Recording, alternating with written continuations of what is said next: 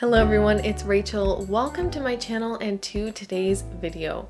It has been a long time since I sat down in my bedroom and filmed a video for you guys, so I thought I'd take the opportunity, both my children are napping, to sit down and share with you guys some mom hacks. There are definitely some things I have learned since being a mom. With my first, I was kind of just figuring it all out.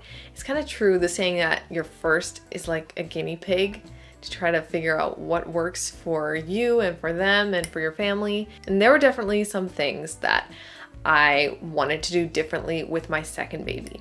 Now that my second baby is here, I have implemented some of those things and it has been so helpful. These things range from being for babies and also some things I've done that have really helped with my toddler as well. So grab yourself a cup of coffee or tea or whatever your preferred beverage is, and let's talk about some mom hacks. We're gonna start with the hacks for babies first. Starting off with using a bottle. When Tobias was born, he had a couple bottles just because I was having so much trouble with breastfeeding because he wasn't latching properly. He had a really bad tongue tie, which wasn't fixed until he was about 8 days old. So the first 8 days were really a struggle for me and for him as well. So I ended up using a bottle to try to help him get the milk that he needed in a way that was a little bit easier for him. He also used it, I can't remember how old he was exactly. In the evenings, he was never full enough.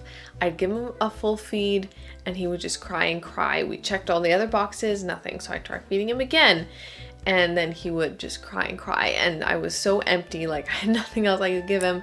So we'd take some milk out of the freezer that we had frozen and give him a bottle. Eventually that stopped. I have no idea if that was a problem with my milk supply or what, I don't know, but that eventually went away, and after that we pretty much didn't use a bottle again for months. Then he went to see a pediatrician and nutritionist for some weight gain and allergy issues, and the pediatrician told me that I should be giving him formula to top off to try to up his weight gain. Well, that did not work whatsoever because Tobias refused to take a bottle. We tried just giving him breast milk in the bottle, like no formula, just straight breast milk. We tried water. We did so many different things. I tried like cuddling him.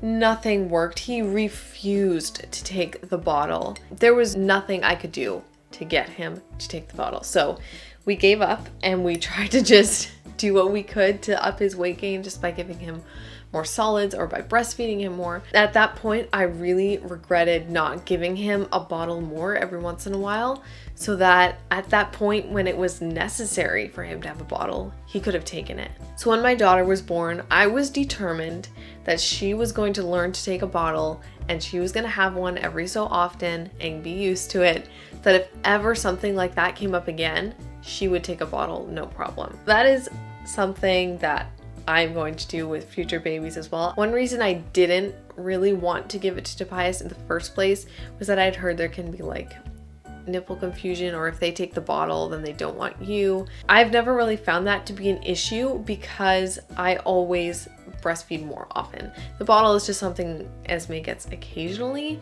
not something regular. I'm sure if I was giving her the bottle consistently and only occasionally breastfeeding her, then maybe that would be more of an issue. As it is, I have not had a problem, and I'd rather her be able to take it just in case than not take it and needing her to take it later. Okay, the next hack is in regard to nursing. So whenever I was nursing with Tobias, mostly when I was first doing breastfeeding the first few months, I always used like a special nursing cover. That was great. It worked really well. The only thing is there were some times when it was just a little inconvenient packing it, or if it wasn't in the bag, then it was kind of like, I don't know what to do because I'd rather be covered and not exposed. Personal, I don't really feel comfortable just breastfeeding without something covering me. I realized a couple months in that something I could do that was just as good as using a nursing cover was just taking a blanket, like even just a swaddle, tying two of the corners together into a knot, and then using that as a nursing cover. And that just made things so much easier because then if I couldn't pack the nursing cover because of room or if I forgot it, I usually always brought a blanket for my baby, and then I could just use that as a cover. It just made my life so much easier and less stressful because I didn't have to always worry about, oh, I have to make sure I have a nursing cover. As long as I had a swaddle, I was good to go. And the last one for babies is regarding sleep. So I am not very particular about my baby's sleep condition, where they sleep. If it's dark or quiet or anything like that, I try not to be too particular, because I know if I make sure that it is always completely dark in their room, absolutely no noise, that everything has to be perfect, they are going to need that to fall asleep every single time. So I try to be very flexible with their sleeping conditions. If it's bright in Tobias's room when he's going down for a nap, I won't do anything about it. If he's really tired, he'll fall asleep. And it's never been a problem for him. He always has. I will vacuum while they're sleeping. I mean, usually not in their room, but I will turn on the vacuum and vacuum the rest of the house. I will play music. I'll do dishes. I don't try to be super careful about like being super quiet. With naps with Tobias, I do try to be a little more careful about dishes and stuff, just because if it's been like an hour, hour and a half and he hears a bunch of noise, he'll just decide it's time to get up. Whereas if I don't make too much noise, he'll usually sleep for about 2 hours. So if I need to get stuff done, usually I'll leave the loud stuff for later. But like with going to bed, with their bedtime, or with Esme's naps, and at the beginning of Tobias's naps, I won't try to be super careful or anything, because I'd rather them get used to napping when it's light or when there's noise, so that they can nap pretty much wherever. That if they're in a new environment and we can't black everything out or have it absolutely quiet, they will still be able to fall asleep. And getting them used to that at a young age just makes it so much easier later. Whereas if you wait to introduce that till they're older, it's going to be a lot more challenging. Hack number 4, and this is for toddlers. Something I have found that is so helpful with entertaining my toddler and keeping him happy for longer is toy rotation. Toy rotation is such a great tool in your toolbox. It's really not that difficult to introduce. I have a whole video on how we do toy rotation, how that works. I can link that down below if you're interested in seeing that. But that is something that has just been so helpful for me. Every week he gets a set amount of toys and the rest are all put away.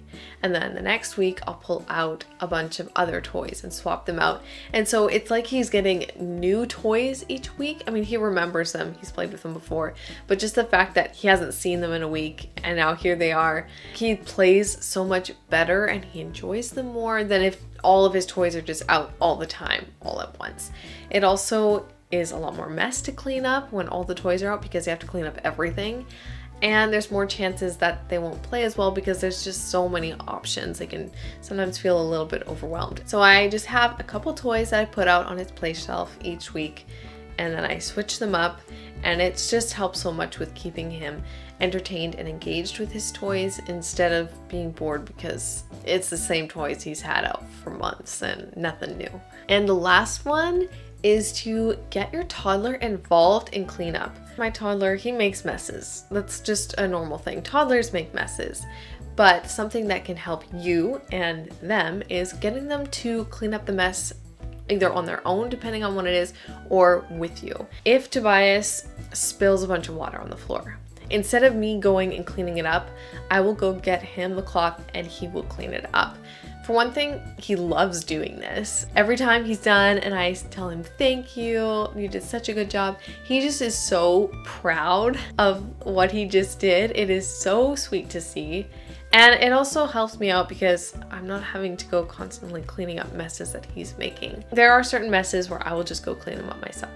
But if he spills water, if he has pulled a whole bunch of stuff out of somewhere, usually I will sit down and help him with that, but he will clean up that mess. Or if he's sitting in his high chair and he's throwing food on the floor, when he's done eating, he has to go pick up the food that he's thrown on the floor and put it back in his bowl.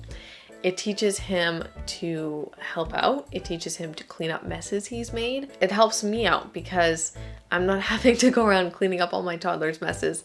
Yes, I have to sit there and help him, but eventually you know, he's gonna catch on to it and it's gonna be something that he voluntarily does. That is all I have for you guys today. I hope you enjoyed it and found these hacks helpful. If you did, be sure to give this video a thumbs up, and you can check out that video on my toy rotation in the description box. Hit that subscribe button if you haven't already as well, and I will see you guys next time. Bye.